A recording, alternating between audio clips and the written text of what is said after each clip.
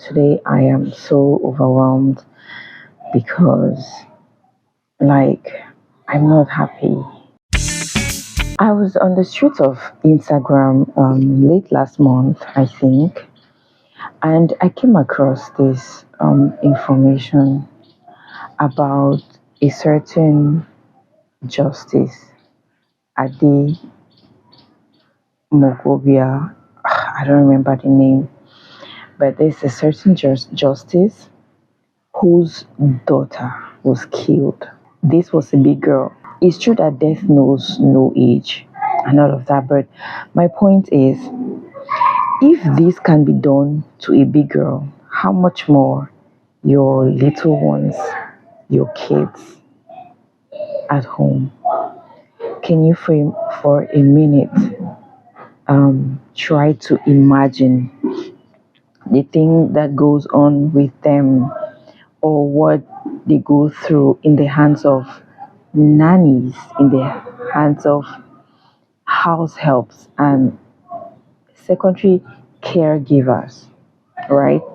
So the story is, this justice's daughter, I think she fell on one of the maids in the house, or the maids, some of the maids, or one of them, I'm not very sure, stealing. So, as a busy mother, what precautions are you taking to ensure that you are present in your kid's life? You are following up on your child's day-to-day life, day-to-day activities, what he or she is going through. If you are a busy mother, like a mother who has 9 to 5, right? There are precautions that you have to take to ensure that your child or children are safe, because this is getting out of hand. And then there was also this other news that came up a few weeks back about a child that suffocated her cousin, right, with a pillow. She suffocated her cousin over a phone dispute, and she bore a grudge against her sister, her cousin, from a dispute that they had in the course of the day. And then in the night, because they shared the same room, she decided to suffocate her cousin. And I'm thinking, children this young, where is that kind of hatred, grudge, malice, right, coming from? This has been like a burden on my mind that I've been wanting to share with you, mothers, to be intentional, that's the word, about the kids you're raising, because it's incumbent on us, the actions of our kids. Children don't act of themselves, okay? They act what they see. So if your child is in a chaotic environment, an environment that is not peaceful, that is not serene, an environment that is aggressive, best believe your children will express those character traits. It is incumbent on us as parents to be intentional about our lives, about how we live, how we lead our lives. I hope that this video helps somebody, even if it's just one person. So in this video, I just wanted to share with you a few tips that can help us busy moms, because a busy mom is not just a mother that goes out for a 9 to 5. You can be a busy mom working from home, right? So I'm going to be sharing with you some tips that can help us stay on top of the game when it comes to parenting or raising your children. My first tip will obviously be to trust God, because if that is not something that you are thinking about as your go-to tip, that's the first thing that should come to your mind, then I don't know what you're doing with yourself. Because in as much as I said that I was so overwhelmed, I was pained, I was disappointed, I was heartbroken about all that is happening to kids, to children, to people in general, I do not despair. I do not lose hope because I know that we have God who is a father, who is our father. Okay? Know him as a father for yourself. That way you know how to better relate with him. God is a good father. Just imagine your own earthly father, your own biological father. How much he loves you, how much he looks after you, he looks out for you, and the things that he does for you because he loves you. How much more God, who is the father of all fathers, who is the father of all mothers, what will he not do for you? What will he not give you? What will he withhold from you? I know God to be a good father, and I trust him daily for the life of my family, the life of my kids, the life of everything that is in my sphere of influence. I remember when my children or my first child started going to school, I was so anxious. At times, I almost had a panic attack. I'm like, my child is going to leave me, is going to leave home for the first time in our lives. Because the first time in my life is the first time in his life. For him to leave me for that long away from me by himself. I almost had a panic attack. I went to drop him off at school. I left school crying like somebody had beaten me. He was crying, I was crying. Then I got back home and I had to have this conversation with myself.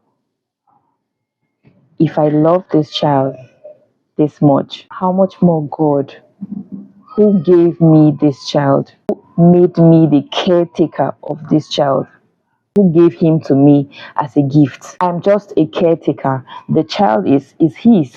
How much more he? What will he not do for the child? What will he not do? So daily I trust him for preservation. I trust him for guidance. I trust him for health. I trust him for everything. There's nothing that I don't trust God for.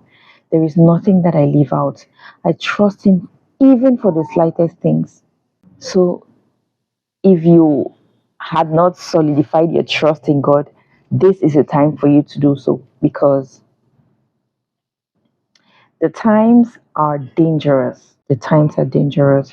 We live in very chaotic times, but we will never lose hope. We will never despair because we know in whom we have trusted. We know in whom we believe, right?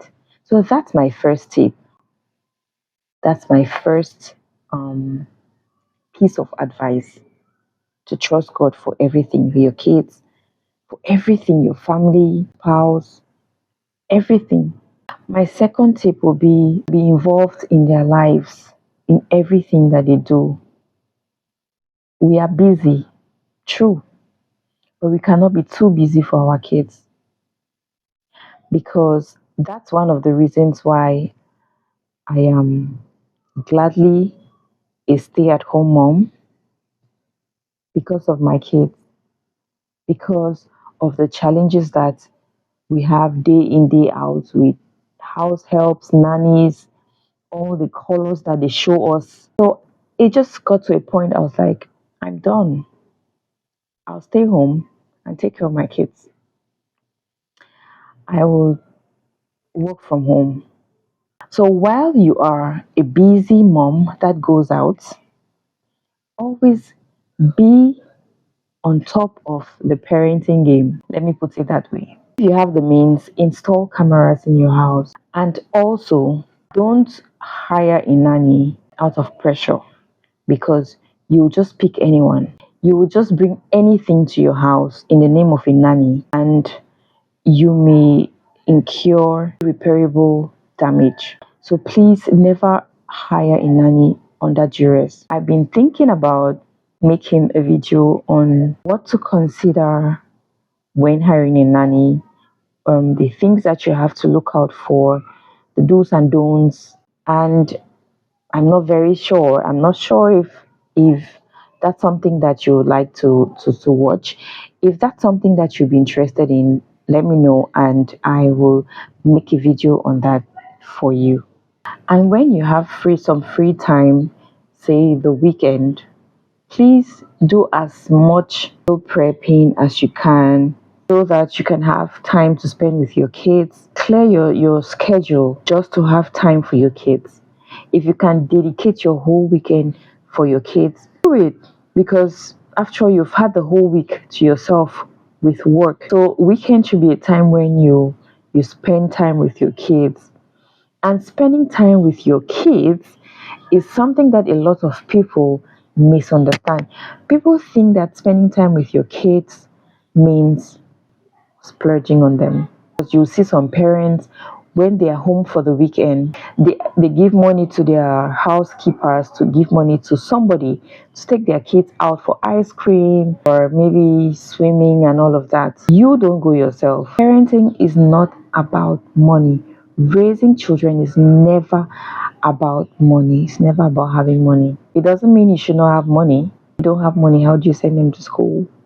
How do you get them their basic needs? How do you provide for them? Money should never replace you in your home. You should not use money like you're trying to bribe your kids. A lot of us parents don't discuss with our kids. You don't know what's happening in your child's life. Your children are still very small, they're still very young. You cannot have any meaningful conversation with them. Lies. If you speak their language, they'll understand and they'll tell you something. I put my kids to bed every single night, and before they go to bed, we always have our little talk. I ask them how their day was, how their day went. I'm with them in the house the whole day. But because as moms, sometimes we have all of this pressure on us. Sometimes we get impatient. Sometimes we get very rash. Sometimes we can say words that hurt our kids. We are human, even though they think we are the best things that happen to them and that we are faultless. We are human. From time to time, we do things that hurt our kids. So I always have that conversation with them every day. How did your day go? Is there something that made you happy? Is there something that made you not so happy? Is there something that I did that you would like to talk about? Is there something that I did that made you not happy? And if there's something that they tell me that I did, I apologize. We hug, we say our good night, and we go to bed every single night. This can be different things for different people. I'm not saying that you must do what I'm doing. It's just for you to figure out according to how your schedule is, according to how your routine is, according to how it works for you in your home. Have conversations with your kids, especially if you have people in your house, so-called caregivers, may not necessarily be giving care. We have some good nannies out there, but don't ever trust any nanny 100%. It's dangerous. My third and last point is to keep phones away from your kids. It's very difficult now, I know, because even with our own phones, they are always on our phones, they always want to do something. They always want to watch something on YouTube. They always want to play this game. But the media is out to destroy our kids, because even as you, an adult, are watching something on your phone, something inappropriate will just pop up on your phone. Imagine your child having that phone at that moment. I always tell my kids that they are too smart to spend all their time on the phone. When your child has a phone or is addicted to being on the phone, the iPad, or whatsoever, your child loses creativity. But take away that phone, he becomes very creative. All those hours spent on the phone watching stuff is not worth it. Let your child learn to socialize, play with other kids, play with his siblings. Let them go out and interact. That way they learn, they grow. You can minimize the time that they spend on the phone. Our kids are too intelligent to spend all their time on screens. I hope these 3 tips help you to ameliorate your parenting style and I pray that God helps us all, and I pray that He keeps and preserves our families. Thank you so much for watching, and mm, I'll see you in my next video. Bye. Thank you.